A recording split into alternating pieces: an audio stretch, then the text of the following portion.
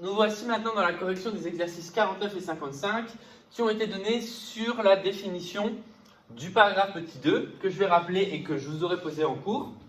La définition d'un exposant négatif. C'est-à-dire qu'en cours, on a vu que a puissance moins n, c'était égal à l'inverse de a puissance n. C'est-à-dire, donc, pour les quatrièmes, c'est 1 sur a puissance n. Au passage, j'inviterai aussi quand même les troisièmes à revoir les vidéos des quatrièmes, ça ne leur fera pas de mal. Et ça, je leur dirai après. Donc, a puissance moins n, c'est 1 sur a puissance n, c'est-à-dire, c'est vraiment l'inverse de a puissance n. Donc ça, c'est une définition. Il fallait donc écrire sous la forme d'un quotient 5 puissance moins 4, 10 puissance moins 8, 3 puissance moins 1 et moins 2 puissance moins 3. C'est-à-dire tout simplement appliquer cette définition. Et n'allez pas en inventer une autre. Donc 5 puissance moins 4, c'est par définition l'inverse de 5 puissance 4, c'est-à-dire 1 sur 5 puissance 4. 5 puissance 4 se calcule puisqu'on veut un quotient.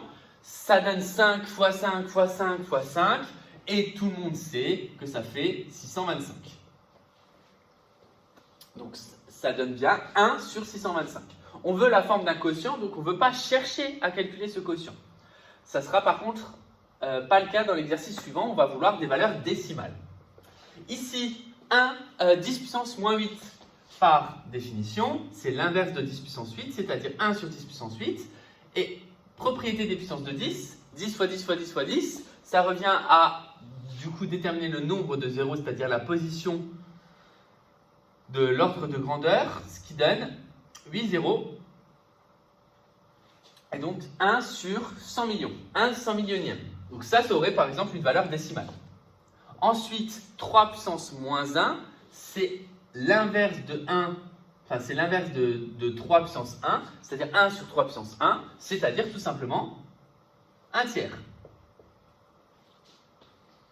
Et enfin, moins 2 puissance moins 3, je le fais ici pour pas trop me décaler, c'est l'inverse de moins 2 puissance 3, donc c'est 1 sur moins 2 puissance 3. Attention, parenthèse au départ, parenthèse à l'arrivée, et moins 2 puissance 3 se calcule, ça fait moins 8. Donc ça fait 1 sur moins 8. Mais comme je vous l'ai déjà dit sur les fractions, on n'aime pas en maths, pour notamment des raisons de comparaison et des raisons d'addition-soustraction, avoir des moins qui sont situés au dénominateur.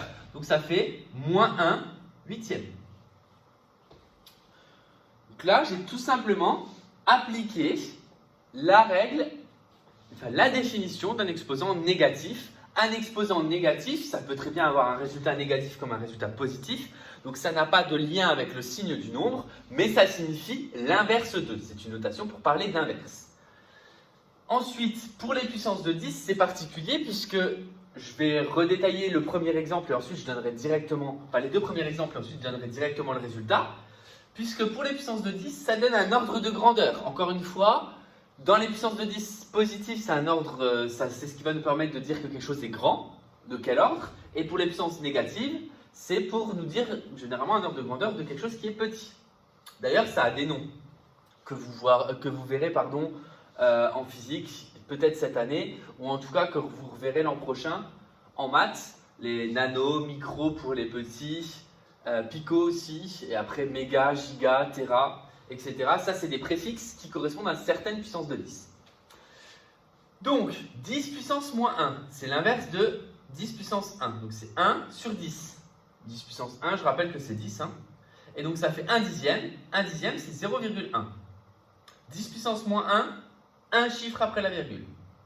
10 puissance moins 3, ça c'est le même exemple que dans le cours, il me semble, c'est l'inverse de 10 puissance 3, c'est-à-dire 1 sur 1000, et 1 millième, c'est 0,001, 3 chiffres après la virgule. Donc on avait vu dans le cours, et vous pouviez passer directement à la réponse sans souci, c'était l'application de la propriété, que 10 puissance moins n, je rappelle la propriété, c'était égal à 0,0001 avec n chiffres après la virgule. Donc comme c'est une propriété, vous pouvez l'appliquer directement et dire que 10 puissance moins 1 c'est 0,1, 10 puissance moins 3 c'est 0,01 et 10 puissance moins 9 du coup c'est dire que c'est 0,000000001.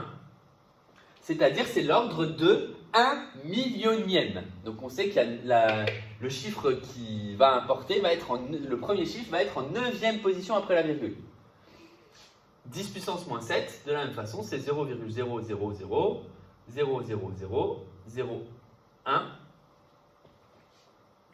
J'ai mis un 0 de trop, pardon. Il en faut 7. Donc ça donne de l'ordre. C'était milliardième, ça.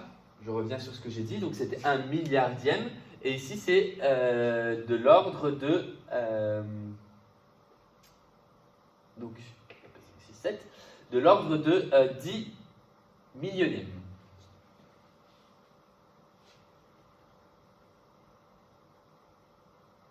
Voilà pour ces exercices.